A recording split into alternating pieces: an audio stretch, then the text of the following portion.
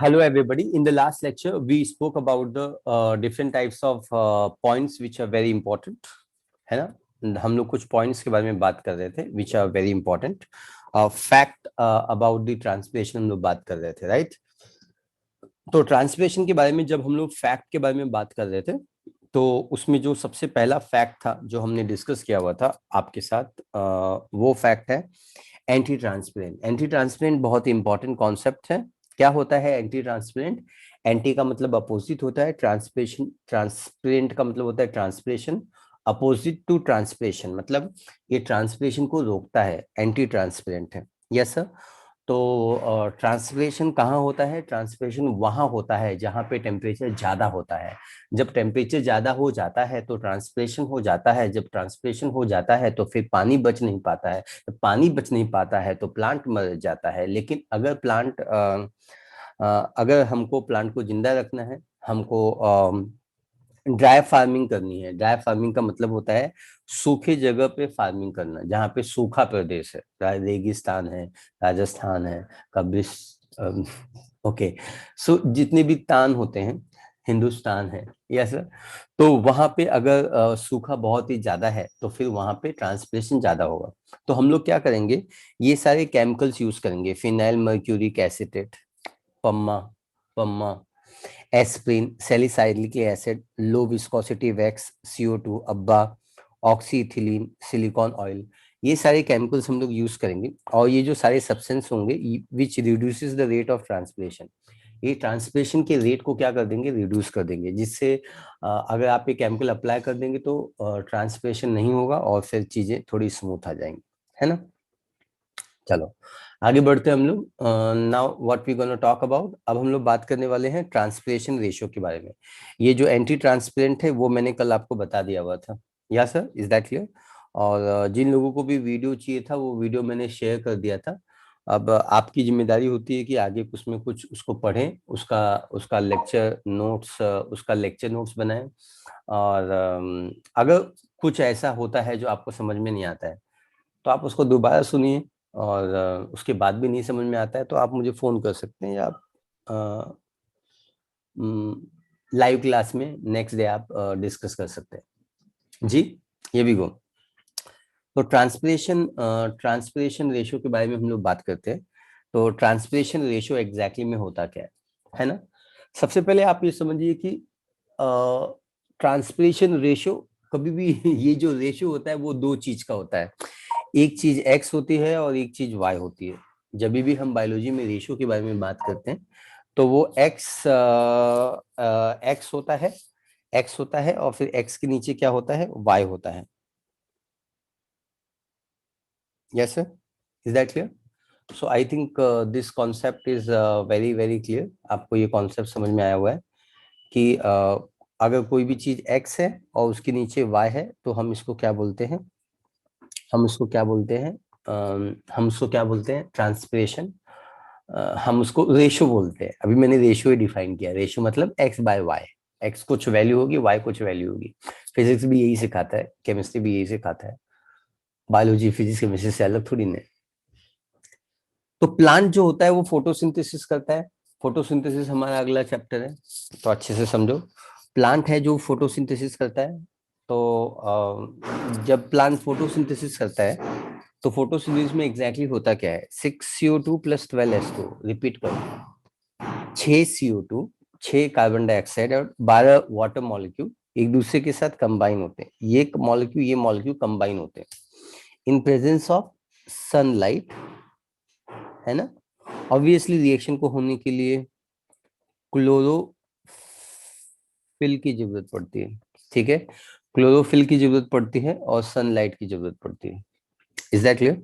तो C6H12O6 है और 6H2O है और 6O2, है ना। तो ये सारे केमिकल्स की जरूरत पड़ती है। और ये केमिकल फॉर्म होते हैं, right. Glucose are going to be form from this, glucose यहाँ पे बनता है इस तरीके से। Is that clear? अब ये जो ग्लूकोज बन चुका है, वैसे आपको फिर समझ में क्या आता है, आपको ये समझ में आता है कि फोटोसिंथेसिस होने के लिए वाटर की जरूरत है। बोलो ना, एक बार रिपीट करो, कैसे बोलते बोलो। फोटोसिंथेसिस होने के लिए वाटर की जरूरत है ना, और CO2 की जरूरत है। क्या आप बोलना चाहेंगे एक बार कि फोटोसिंथेसिस होने के लिए वाटर की जरूरत है और CO2 की जरूरत है ना? I have a question for you, आप मुझे जवाब दो। प्लांट CO2 कहाँ से एक्वायर करता है? प्लांट CO2 कहाँ से एक्वायर करता है और प्लांट वाटर कहाँ से एक्वायर करता है? प्लांट CO2 कहाँ से एक्वायर करता है और प्लांट वाटर कहाँ से एक्वायर करता है? मेरा ये सवाल है आप सभी को। आप जवाब दोगे तो बहुत ही अच्छा हो जाएगा। Yes sir. Plant, how the plant is going to acquire CO2 and how the plant is going to acquire water. चलो बराबर जवाब दो मुझे। प्लांट कैसे CO2 लेता है और प्लांट कैसे वाटर लेता है? कैसे प्लांट CO2 लेता है और कैसे प्लांट वाटर लेता है? चलो बताओ, जल्दी बताओ। नहीं बताओगे, ठीक है, कोई बात नहीं, मैं बताता हूँ। अगर अगर ये जो स्टोमेटा है, अगर ये स्टोमेटा है, ये ओपन है, तो प्लांट CO2 लेगा। एरो समझ रहे हो? एरो CO2 लेगा। अगर स्टोमेटा बंद है तो प्लांट CO2 नहीं लेगा। वाओ, एकदम सिंपल है यार। देखना, ये स्टोमेटा है, स्टोमेटा अगर ओपन है तो प्लांट CO2 लेगा लेगा लेगा, एब्जॉर्ब करेगा। लेकिन अगर यही स्टोमेटा क्लोज है तो प्लांट CO2 नहीं लेगा, कदाचित नहीं घेना, नहीं घेना, पक्का नहीं घेना, तो CO2 नहीं लेगा, नहीं लेगा, नहीं लेगा, नहीं लेगा, नहीं लेगा, नहीं लेगा। कर लो कि नहीं कर लो, समझ लो कि नहीं समझ लो। मेरे ख्याल से आपको समझ में आ गया। अब मेरा दूसरा सवाल है, दूसरा सवाल तो आप जवाब दे सकते हो। वाटर प्लांट कहाँ से लेते हैं? अगर प्लांट को फोटोसिंथेसिस करने के लिए वाटर की जरूरत है, CO2 की जरूरत है, तो वाटर कहाँ से लेता है वो? तो प्लांट जो होता है वो जो वाटर लेता है, प्लांट ये जो वाटर लेता है, वो ये वाटर लेता है कहाँ से लेता है? तो इसका जवाब ये होगा कि प्लांट वाटर लेता है, कहाँ से लेता है भाई, कहाँ से लेता है? So plant is going to take water, plant is going to take water from root, वो रूट से लेता है ना? लेकिन लेकिन इधर देखो ना ध्यान से, लेकिन अगर स्टोमेटा ओपन हुआ तो ये पानी क्या हो जाता है? ये पानी क्या हो जाता है? लॉस हो जाता है। सो अब वाटर लॉस होगा अगर स्टोमेटा ओपन होगा। स्टोमेटा ओपन चाहिए अपने को, हमको स्टोमेटा ओपन चाहिए, बिकॉज हमको CO2 चाहिए। प्लांट ऐसा बोलता है, प्लांट को पूछो जाके। प्लांट का स्टोमेटा जब भी ओपन रहेगा तो वो CO2 पाके खुश हो जाएगा, लेकिन उसको थोड़ा सा गम भी मिलेगा, थोड़ा उसको दुख भी मिलेगा। दुख क्यों मिलेगा? क्योंकि जब भी वो स्टोमेटा ओपन करेगा, वाटर लॉस हो जाएगा, है ना?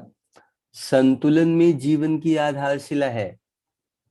अब प्लांट को ये सोचना होगा कि वो कितनी देर तक स्टोमेटा ओपन रखे और कितनी देर तक वो क्लोज रखे। Stomata close is a good news, water conserve, no जीवन विदाउट जल, जल के बगैर जीवन नहीं है। तो अगर स्टोमेटा क्लोज है तो प्लांट के लिए गुड न्यूज है, क्योंकि पानी कंजर्व हो जाएगा। लेकिन स्टोमेटा क्लोज है तो प्लांट के लिए बैड न्यूज है, क्योंकि CO2 नहीं आएगा। क्योंकि फोटोसिंथेसिस तो दोस्तों तभी होगा जब वाटर और CO2 दोनों आएगा, है ना? ये दोनों की स्टोरी है, photosynthesis is the story of CO2 and water, है ना? तो ये ओपन है तो ये भी गुड न्यूज है, क्योंकि अभी CO2 एब्जॉर्ब कर रहा है। लेकिन ये बैड न्यूज भी है क्योंकि वाटर लॉस हो रहा है। Do you understand? Are you getting? तो आपको थोड़ा सा अपना इंटेलिजेंट ब्रेन यूज करना पड़ेगा और आपको प्लांट को बताना पड़ेगा कि प्लांट संतुलन में जीवन की आधारशिला है।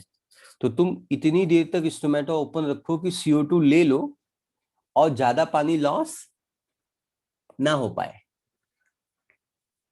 तो कितना पानी लॉस हुआ, कितना पानी लॉस हुआ, कितना CO2 यूज हुआ। एसिमुलेट होना मतलब यूज होना, लिखो लिखो लिखो, मीनिंग लिखो बच्चों, मीनिंग लिखो। एसिमुलेट का मतलब होता है यूटिलाइज। कहाँ पढ़ाया था सर ने? अरे digestion, ingestion, digestion, absorption, assimilation और फिर इजेशन। याद है? डाइजेशन हमारा पहला पहला चैप्टर था। Yes sir, is that clear? Concept clear है? सो कितना मॉलिक्यूल्स ऑफ CO2 लॉस हुआ वर्सेस कितना CO2 यूज हुआ, इसी को ट्रांसपिरेशन रेशियो बोलते हैं। इसी को ट्रांसपिरेशन रेशियो बोलते हैं। समझ में आया आपको? इसी को ट्रांसपिरेशन रेशियो बोलते हैं। और ट्रांसपिरेशन रेशियो आप जानना चाहते हैं कि पानी, वाटर कितना लॉस हुआ, वाटर कितना लॉस हुआ, ट्रांसपायर्ड हुआ मतलब लॉस ही हुआ ना। Transpiration is a loss of water in the form of water vapour transpiration. Yes sir. और moles of CO2 assimilated, water transpired and CO2 assimilated. Assimilated मतलब utilized. Is that clear? I think this part is very clear. है ना? पक्का? Yes sir. So आपको ये बात समझ में आ गई है 100%। अब आपको एक डिफिकल्ट चीज समझनी है। फोटोसिंथेसिस जब आप पढ़ोगे तो उसमें 3 टाइप के प्लांट सीखने हैं आपको। C3 plant, C4 plant, CAM plant. बोलो, मुंह से बोलो। फोटोसिंथेसिस में 3 टाइप के प्लांट सीखने को मिलते हैं। C3 plant, C4 plant and CAM plant. नहीं अभी बताओ ना, अभी बताओ ना। नहीं अभी हम नहीं बता सकते क्योंकि अभी आपको समझेगा भी नहीं। मैं तो बता दूंगा, है ना? तो जब आप फोटोसिंथेसिस तीनों प्लांट पढ़ लोगे तो आके इस पॉइंट को दोबारा पढ़ लेना। और ये पॉइंट वहां पे शॉर्ट में एक लाइन में डिस्क्राइब किया जाएगा। वहां पे ये पॉइंट डिटेल में नहीं बताया जाएगा, यहाँ पे ये डिटेल में बताया जाएगा। लेकिन आप फिर भी आप जानना चाहते रहेंगे कि ऐसा एक लाइन तो बता दो, एक वर्ड तो बता दो C3 के लिए, C4 के लिए और कैम के लिए, ताकि हम इसको समझ सके। अच्छा ठीक है, तथास्तु। मेरे प्यारे बच्चों, जब हम C3 प्लांट बात करते हैं तो ये हमारा नॉर्मल प्लांट है। नॉर्मल प्लांट बोले तो नॉर्मल टेम्परेचर, नॉर्मल प्रेशर पे रहने वाला, normal temperature, normal normal plant. Actually में इसको हम टेम्पलेट, ट्रॉपिकल ऐसे वर्ड यूज करते हैं, लेकिन आप ठीक है यूज कर लेते हैं। इसको हम साइंस में ये नॉर्मल वर्ड की जगह हम इसको टेम्पलेट प्लांट बोलते हैं। और टेम्पलेट का मतलब होता है नॉर्मल प्लांट जो नॉर्मल टेम्परेचर पे ग्रो होता है 25 डिग्री तक, है ना? 20-25 डिग्री सेल्सियस पे जो ग्रो होता है नॉर्मल प्लांट है। इस समय एनवायरनमेंट का टेम्परेचर कितना है, तो इस समय जो भी प्लांट ग्रो हो रहे हैं उनको C3 प्लांट बोलते हैं। C4 का मतलब होता है ट्रॉपिकल। ट्रॉपिकल का मतलब होता है हाइयर टेम्परेचर, हाइयर टेम्परेचर पे ग्रो होने प्लांट। नांदेड़ का जो टेम्परेचर है समर में वो बहुत ज्यादा जाता है। कुछ एरिया में टेम्परेचर हमेशा ज्यादा रहता है, तो उसको हम ट्रॉपिकल प्लांट बोलते हैं। क्या बोलते हैं? ट्रॉपिकल प्लांट बोलते हैं। So I think this part is also very clear. ठीक है ना? मेरे साथ हो ना? नॉर्मल प्लांट के लिए जो ट्रांसपिरेशन रेशियो है वो 500 से 1000 है। C4 प्लांट के लिए, ट्रॉपिकल प्लांट के लिए जो हाई टेम्परेचर पे ग्रो होते हैं उनके लिए ट्रांसपिरेशन का जो रेशियो है वो 200 से लेके 350 है। इसके लिए वैल्यू ज्यादा है, इसका मतलब क्या? इसके लिए वैल्यू कम है, इसका मतलब क्या? लेकिन कैम प्लांट के लिए ये डेजर्टी है, डेजर्टी, डेजर्ट, डेजर्टी भैया, डेजर्टी भैया,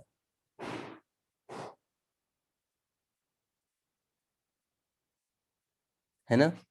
it is going to be the desert भैया, ये डेजर्टी भैया है। ये 50 से लेके 100 डिग्री सेल्सियस पे ये ग्रो होता है।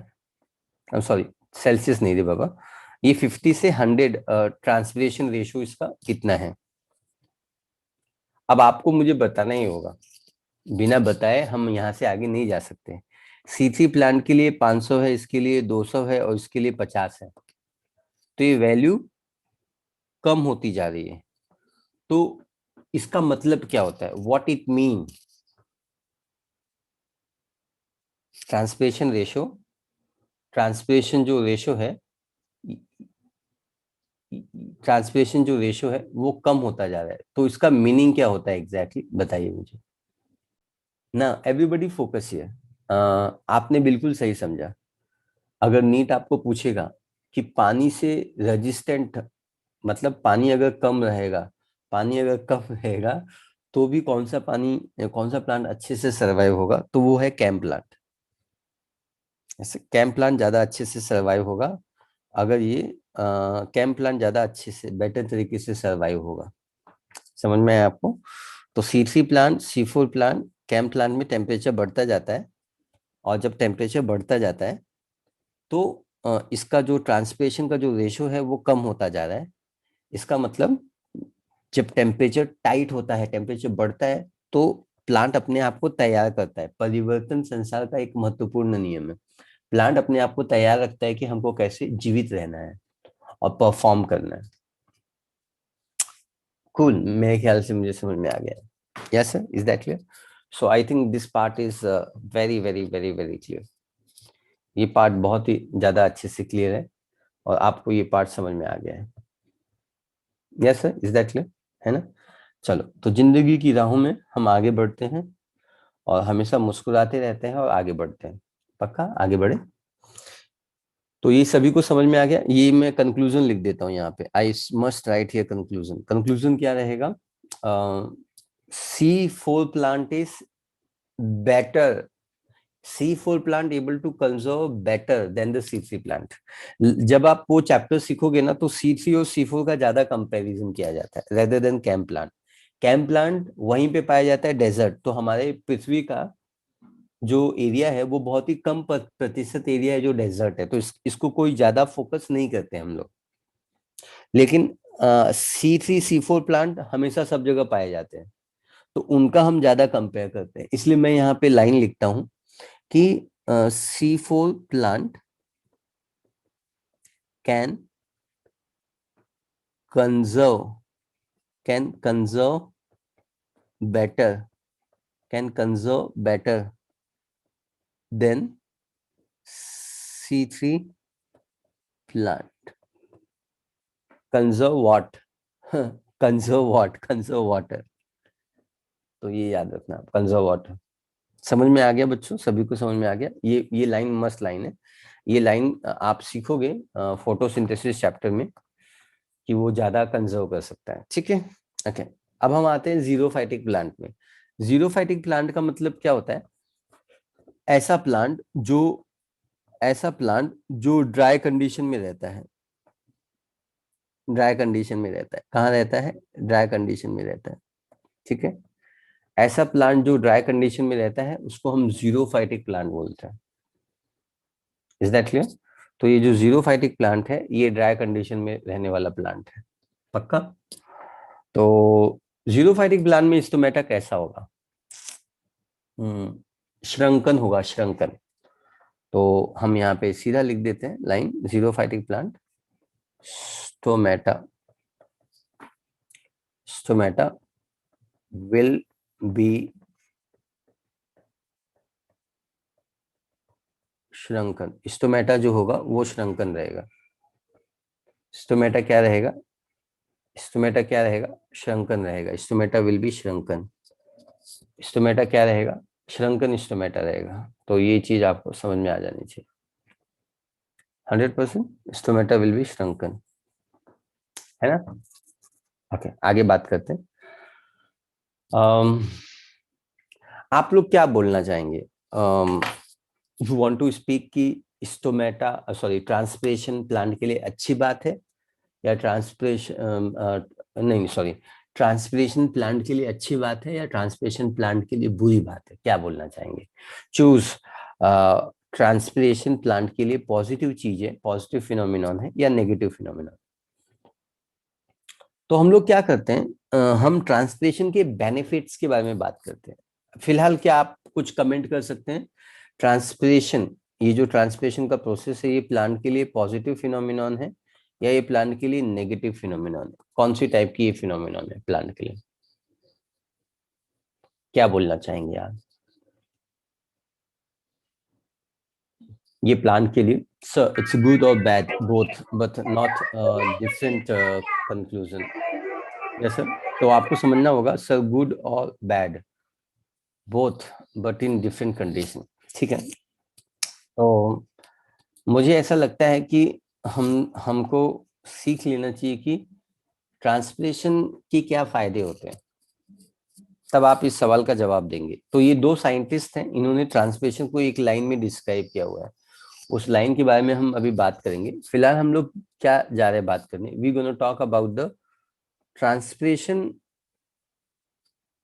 ट्रांसलेशन ऑफ ट्रांसलेशन के सिग्निफिकेंस के बारे में बात कर रहे हैं, सिग्निफिकेंस।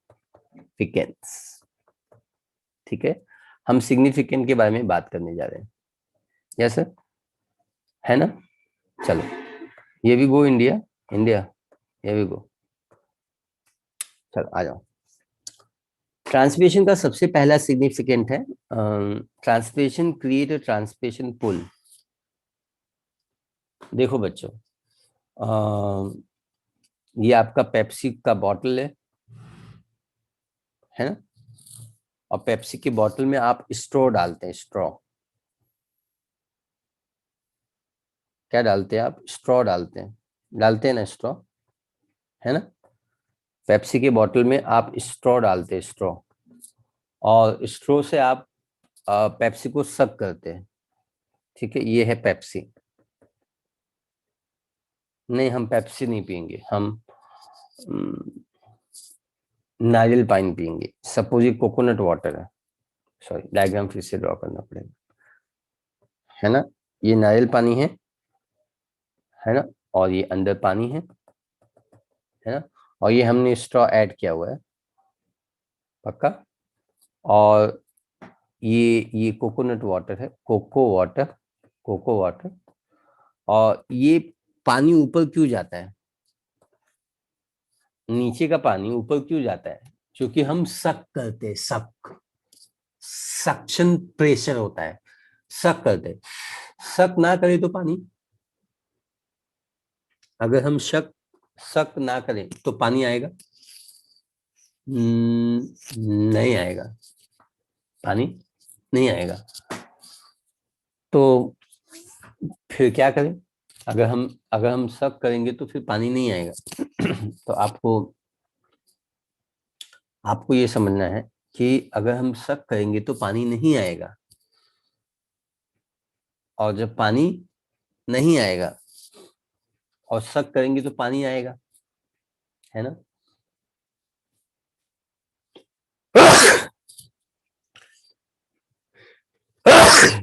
Excuse me. आपको समझना है कि जब हम सक करते हैं और जब पानी ऊपर जाता है, तो पानी ऊपर जाता है। अगर हम सक ना करें तो पानी नहीं जाएगा। आप इमेजिन कीजिए, सक करना एक ट्रांसपिरेशन है, ट्रांसपिरेशन होता है तभी तो पानी, नीचे का पानी ऊपर आता है। समझा आपको? हम सक करते हैं, इस सकिंग के एक्शन को आप ट्रांसपिरेशन समझ लो। जब आप इसको ट्रांसपिरेशन समझ लेंगे तो आपको क्लियर होगा कि ट्रांसपिरेशन होगा तभी तो नीचे का पानी ऊपर जाएगा। जब ट्रांसपिरेशन होगा तभी तो नीचे का पानी ऊपर जाएगा। Yes sir. तो जब ट्रांसपिरेशन होगा तो एक फोर्स जनरेट होता है। फोर्स का मतलब पुल का मतलब फोर्स, और जिसकी वजह से absorption and transport in the plant होता है, जिसकी वजह से एब्जॉर्प्शन एंड ट्रांसपोर्ट होता है। समझ में आया? This is the first point that I have explain. आपको समझ में आ गया, मुझे ऐसा लगता है।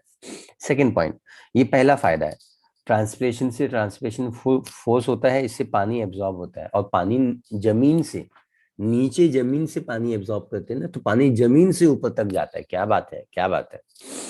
दूसरा, supplies water for the photosynthesis.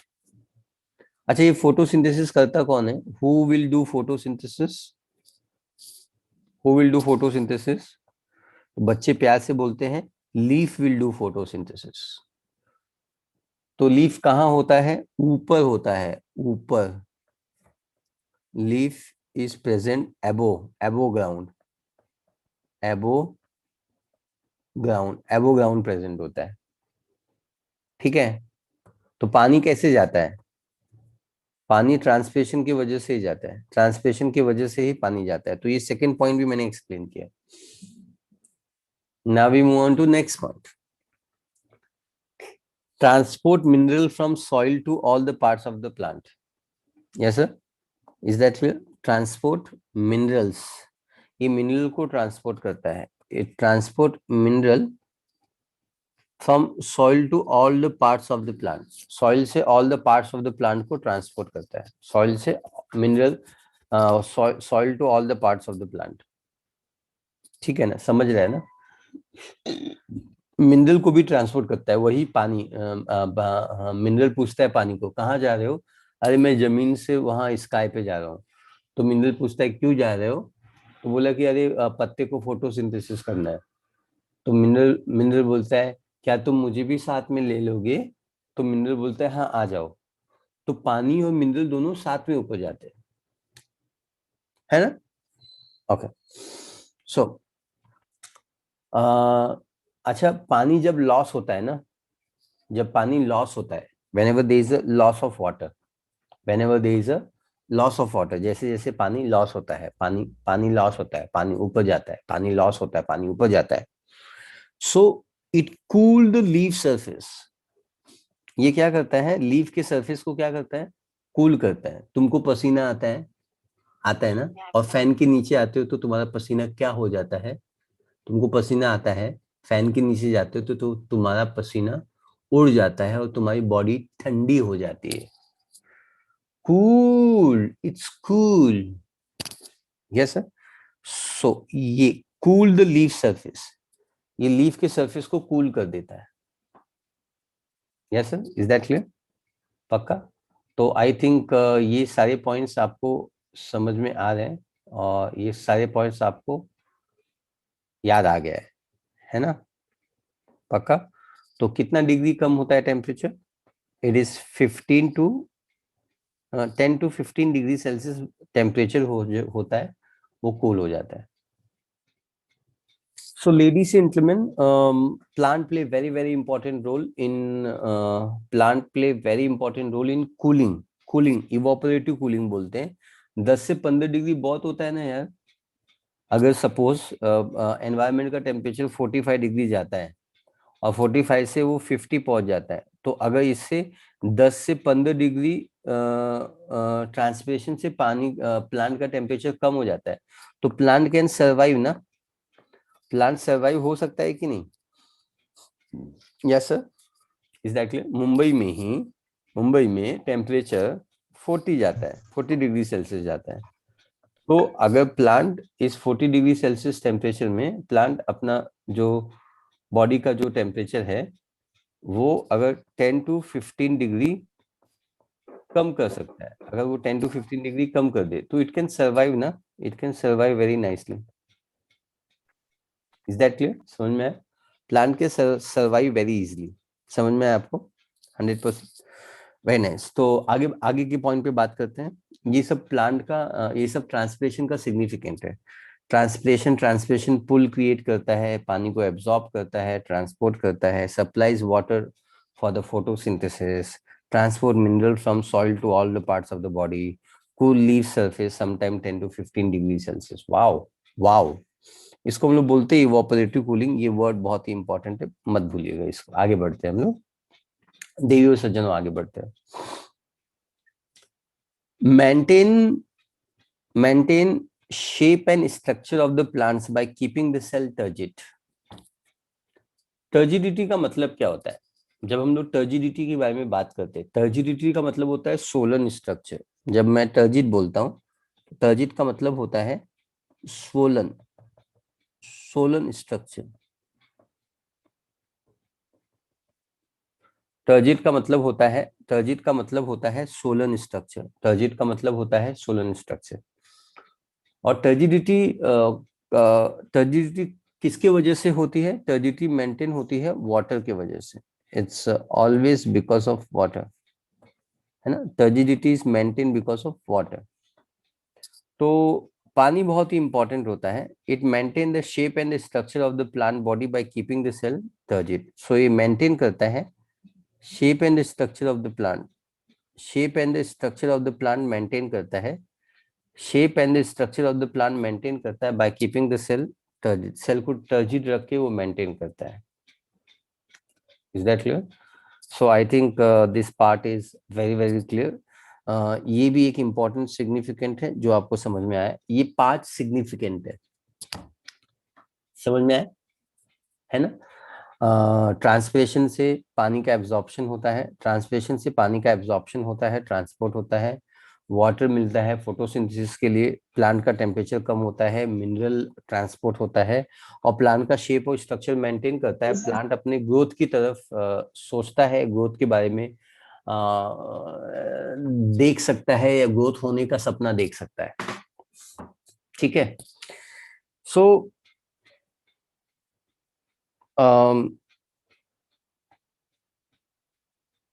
But आपको ये समझना होगा, अगर ट्रांसलेशन ज्यादा हो जाए, yes sir, is that clear? अगर हम बोलते हैं कि if there will be more transpiration, अगर ज्यादा ट्रांसपिरेशन हो जाए, ट्रांसपिरेशन अच्छी बात है। अब मैं ट्रांसपिरेशन का आपको नेगेटिव पॉइंट बता रहा हूँ, नेगेटिव पॉइंट, ट्रांसपिरेशन का नेगेटिव पॉइंट बता रहा हूँ, या I am going to talk about the transpiration का नेगेटिव पॉइंट। मैं आपको बताता हूँ। मोर ट्रांसपिरेशन अकर, अगर ज्यादा ट्रांसपिरेशन हो जाएगा, यस सर, सो ज्यादा अगर ट्रांसपिरेशन हो गया तो plant plant will wilt. Wilt का मतलब होता है प्लांट डिहाइड्रेटेड हो जाएगा। प्लांट कैसा हो जाएगा? डिहाइड्रेटेड। प्लांट कैसा हो जाएगा बच्चों? डिहाइड्रेटेड हो जाएगा। क्या बात है, क्या बात है। प्लांट क्या हो जाएगा? डिहाइड्रेटेड हो जाएगा, डिहाइड्रेटेड हो जाएगा। समझ में आया? और इट कैन किल, मतलब प्लांट मर सकता है। Yes sir, exactly. सो आपको ये बात अच्छे से समझ में आ गई कि प्लांट अगर अपने आप को ना मारे, प्लांट के सर्वाइवल के लिए, विल्टिंग का मतलब होता है परमानेंटली, टेम्परेरी पहले डिहाइड्रेट हो जाना और फिर परमानेंटली डिहाइड्रेट हो जाना, इसमें प्लांट मर जाएगा। Yes sir. So active photosynthesizing plant has a insatiable need of water. जो प्लांट एक्टिवली फोटोसिंथेसिस करता है उसको उसको ज्यादा पानी की जरूरत है। इनसेटिबल का मतलब होता है अनसेटिस्फाइड तरीके से, वो पानी से सेटिस्फाई नहीं हो सकता क्योंकि वो फोटोसिंथेसिस एक्टिवली कर रहा है। ठीक है। लेकिन अगर photosynthesis is limited by available water, photosynthesis available water से अफेक्टेड रहता है, which can swiftly depleted by transpiration. क्योंकि अगर ज्यादा ट्रांसपिरेशन हो गया तो पानी भी तो लॉस हो जाएगा ना। सो अगर मोर ट्रांसपिरेशन होगा तो इसका नेक्स्ट इफेक्ट होगा water water will be loss and not available for photo photosynthesis. Photosynthesis के लिए अवेलेबल नहीं है, फोटोसिंथेसिस के लिए वो अवेलेबल नहीं होगा, है ना। It will not be available to the for the photosynthesis, photosynthesis के लिए अवेलेबल नहीं होगा। समझ में आ रहा है आपको? 100%। प्लांट विल्ट होगा भाई, विल्ट। प्लांट क्या हो जाएगा? विल्ट हो जाएगा, विल्ट। तो मेरे ख्याल से ये सारा पॉइंट्स आपको समझ में आ गए हैं। तो अभी अभी मैंने बात किया है ये सारे नेगेटिव पॉइंट्स के बारे में। यहाँ पे जो 5 पॉइंट्स मैंने डिस्कस किए थे वो पॉजिटिव पॉइंट्स के बारे में बात किए थे, अगर आपको ध्यान होगा तो। पॉजिटिव पॉइंट भी बात कर लिए हैं, these are the positive point and these are the negative point, है ना। तो ये दोनों पॉइंट सीखने के बाद, ये सभी साइंटिस्ट ने स्टडी किया ये दोनों पॉइंट्स को। सीखने के बाद कर्टिस नाम के वैज्ञानिक ने दुनिया को बताया कि ट्रांसपिरेशन एक नेसेसरी इविल है। ट्रांसपिरेशन कैसा है? ट्रांसपिरेशन एक नेसेसरी इविल है। ट्रांसपिरेशन एक नेसेसरी इविल है। यस सर, ट्रांसपिरेशन एक नेसेसरी इविल है। और स्टेवर्ड ने दुनिया को बताया कि ट्रांसपिरेशन एक अनअवॉइडेबल इविल है। Unavoidable evil. आप समझ पा रहे हो बच्चों? इविल का मतलब क्या होता है? इविल का मतलब होता है बुरी आत्मा, नेगेटिव, नुकसान पहुंचाने वाली आत्मा, बुरी आत्मा, नेगेटिव पॉइंट। लेकिन नेसेसरी, अरे वो आत्मा बुरी है, बुरी है, लेकिन वो जरूरी है। क्यों जरूरी है? क्योंकि वो 5 पॉइंट जो अभी बताया था उसके लिए जरूरी है। इविल कौन है? इविल क्यों है? क्योंकि उसके 2 नेगेटिव पॉइंट भी हैं। तो वो इविल हमको, इविल होने के बावजूद भी वो जरूरी है। इविल है लेकिन फिर भी उसको अवॉइड नहीं किया जा सकता। ठीक है, इविल है लेकिन फिर भी उसको अवॉइड नहीं किया जा सकता, ऐसा स्टेवर्ड ने बताया। C for Curtis and N for necessary and S for steward and U for unavoidable। तो मैं साइनाइड नाम का ट्रिक यूज करता हूं इसके लिए, सीखने के लिए।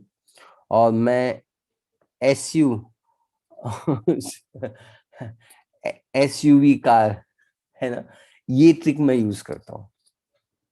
Yes sir.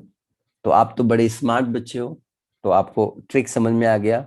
ये ट्रिक आपको ज्यादा याद रहेगा।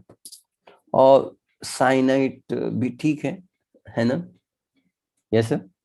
तो ये दोनों ट्रिक से आप इसको याद कर सकते हो। एनसी में मेंशन किया हुआ पॉइंट है, तो आपको ये याद रखना होगा। क्योंकि अगर पूछ दिया किसने नेसेसरी इविल बोल दिया और आप लिख के आ गए स्टेवर्ड, तो थोड़ी सी नुकसान हो जाएगा आपको।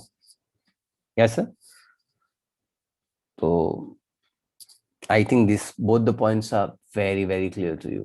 बहुत अच्छे से मैंने समझाया, आपको समझ में आया है ना? मुझे ऐसा लगता है समझ में आया। यस, आगे बढ़ते। तो ये पॉइंट्स हो गए हैं, ये मैंने बता दिया हुआ है। हम यहाँ ये जो पॉइंट्स है, बचे हुए पॉइंट्स है, उसको हम फिनिश करते हैं। यस, देन हम आगे बढ़ेंगे। अब हम लोग ये हम लोगों का 5वां पॉइंट था। ये 5वां पॉइंट था, 4, 5। अब हम लोग 6 पॉइंट पे फोकस कर रहे हैं, है ना। We gonna talk about the potometer. Potometer के बारे में बात करते हैं। पोटोमीटर, है ना। पोटोमीटर के बारे में बात करते हैं। पोटोमीटर, ये जो पोटोमीटर होता है, potometer it is a apparatus. और ये apparatus measure the rate of transpiration. ये रेट ऑफ ट्रांसपिरेशन को मेजर करने के काम में आता है। Yes sir. Potometer is used to measure the rate of transpiration. Rate of transpiration को measure the rate of transpiration, rate of transpiration को मेजर करने के काम में आता है। Yes sir. Is that rate of transpiration को मेजर करने के काम में आता है। नीट पूछेगा ऐसा कौन सी चीज है जो ट्रांसपिरेशन को मेजर करने के काम में आता है, रेट ऑफ ट्रांसपिरेशन, तो आपको बोलना है पोटोमीटर। अभी एक है पोरोमीटर, दोनों में कंफ्यूज मत होना। ये पोरो है। पोर का मतलब क्या होता है? पोर का मतलब होता है पोरस। पोर का मतलब क्या होता है? पोरस। पोरस का मतलब होता है opening. So area of stomata on the leaf. Yes sir. कितने छेद हैं, कितने छेद हैं प्लांट में? It is the area of stomata on the leaf. It is the area of stomata in the leaf. इसको मेजर करने के काम में आता है, ठीक है। It is the area of stomata on the leaf, इसको मेजर करने के काम में आता है। Photometer is the एपेटस, the rate of translation को मेजर करने के काम में आता है, ठीक है। तो I think this part is, this 2 points are very very clear. समझ में आया आपको ये पॉइंट्स, है ना? फोटो है और ये पोरो है। पोरो ओपनिंग को मेजर करने, कितना ओपन एरिया है मतलब लीफ के सरफेस पे, और ये रेट ऑफ ट्रांसपिरेशन को मेजर करने के काम में आता है। यस, तो I think this both the points are very very.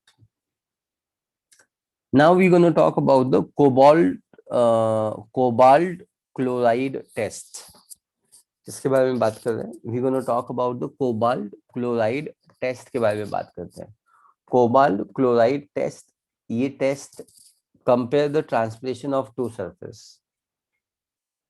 Yes sir, leaf के जो दो सरफेस होते हैं, upper leaf surface and lower leaf surface, इसके ट्रांसलेशन को कंपेयर करने के काम में आते हैं।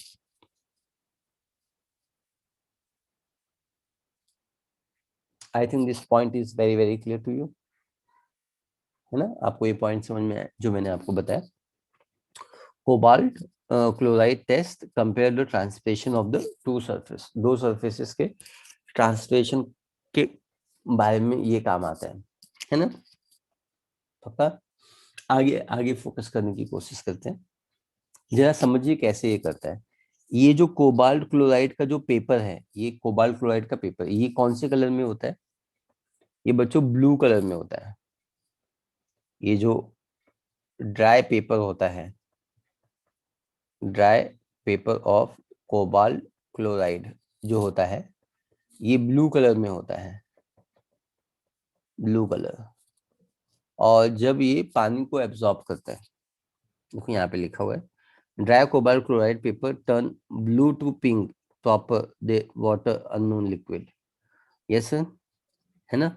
तो ब्लू कलर रहता है एज इट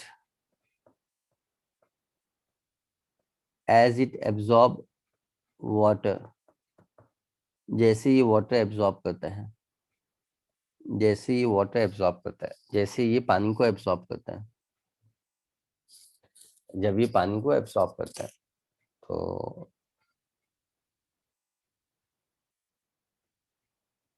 जैसे ही ये पानी को एब्जॉर्ब करता है, as soon as it is going to absorb the water, तो जैसे ही पानी को एब्जॉर्ब करता है, टर्न पिंक, टर्न पिंक, ये पिंक कलर में चेंज हो जाता है, ठीक है। तो पहले ये होता है ब्लू कलर में, और पहले ये होता है ब्लू कलर में, then it turn to pink colour. So I think this points, this point should be very clear to you. आपको ये पॉइंट क्लियर हो गया? यस, आपको ये पॉइंट समझ में आ गया? यस, कॉन्सेप्ट क्लियर है ना? गुड। और बताइए। नाउ लेडीज एंड जेंटलमैन, हमने अभी ये टॉपिक कवर कर दिया है, and now we gonna talk about the long distance transport, जो कि आपके एनसीईआरटी में ही है ये पार्ट। तो हम इसके बारे में डिस्कस करेंगे, लॉन्ग डिस्टेंस ट्रांसपोर्ट। अब शॉर्ट डिस्टेंस ट्रांसपोर्ट और लॉन्ग डिस्टेंस ट्रांसपोर्ट आपको समझ में आ जाना चाहिए। हमने इसके पहले चलो स्टार्ट करते पॉइंट। हमने शॉर्ट डिस्टेंस ट्रांसपोर्ट किया हुआ था वीडियो नंबर 2 में या 3 में, शॉर्ट डिस्टेंस ट्रांसपोर्ट। तो ये जो शॉर्ट डिस्टेंस ट्रांसपोर्ट होता है, this short distance transport will always occur by diffusion, diffusion होता है। लेकिन शॉर्ट डिस्टेंस में आप विद इन सेल,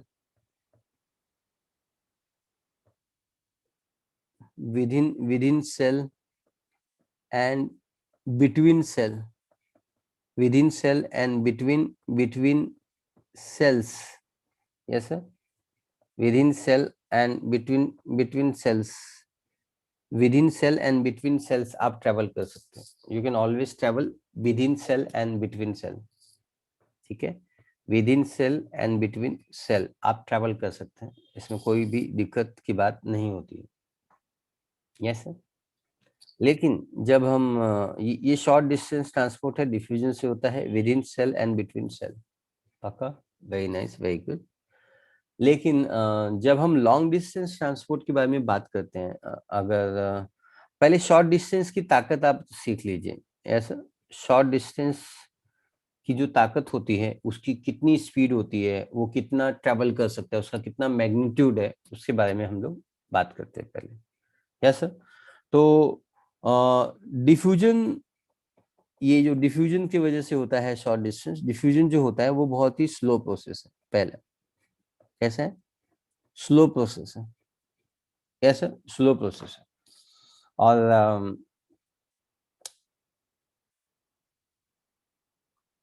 इसका जो मूवमेंट होता है एक प्लांट सेल के अंदर, इट्स स्पीड विल बी, इसका जो स्पीड होता है वो करीबन 50 माइक्रोमीटर होता है। 50 माइक्रोमीटर पर 2.5 सेकेंड, मतलब 50 माइक्रोमीटर होता है 2.5 सेकेंड में।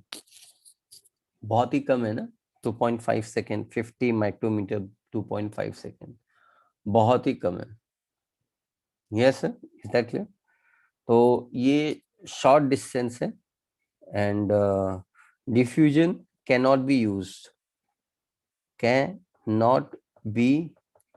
यूज्ड फॉर लॉन्ग डिस्टेंस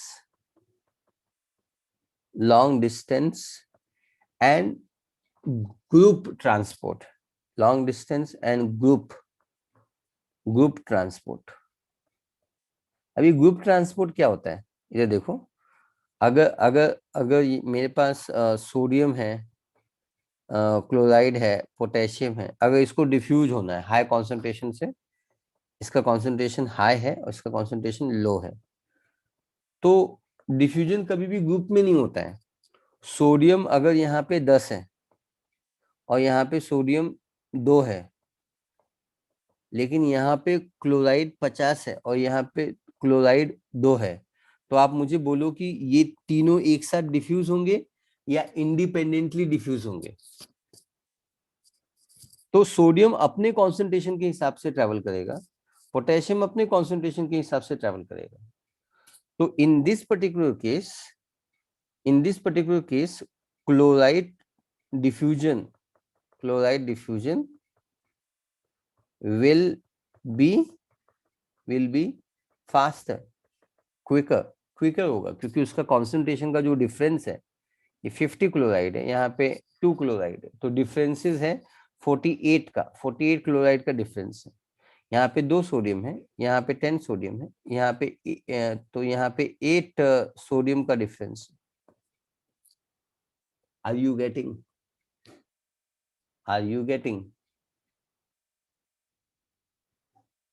है ना? तो I think you are getting. पक्का? तो I think this work should be done, आपको ये समझ में आ जाना चाहिए। Yes sir. Long distance transport, short distance transport, ये इंडिपेंडेंट नहीं होता। मैं ये रब कर देता हूँ फिलहाल, क्योंकि ये लेक्चर नोट्स में समझ में नहीं आएगा बच्चों को, बट रिकॉर्डिंग में जरूर समझेगा बच्चों को। ध्यान से समझो। Can be use for long distance, can not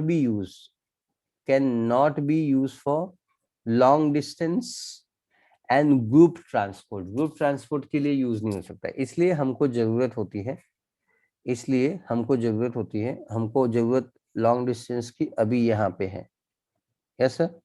इसलिए हमको यहाँ पे जरूरत पड़ती है लॉन्ग डिस्टेंस ट्रांसपोर्ट की, हमको लॉन्ग डिस्टेंस ट्रांसपोर्ट की यहाँ पे जरूरत पड़ती है। पक्का क्लियर है? Yes sir.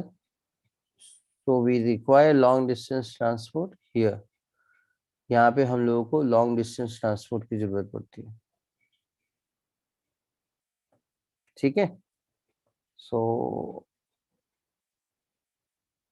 I think now this part is very clear, आपको ये पार्ट समझ में आ गया अभी। अब हम लोग यहाँ से लॉन्ग डिस्टेंस ट्रांसपोर्ट को सीखने की कोशिश करेंगे, और अभी का हम लोगों का टाइटल है लॉन्ग डिस्टेंस ट्रांसपोर्ट, है ना। तो लॉन्ग डिस्टेंस ट्रांसपोर्ट कहाँ से कहाँ होगा? ऑब्वियसली लॉन्ग डिस्टेंस ट्रांसपोर्ट में it can it can travel from root to shoot,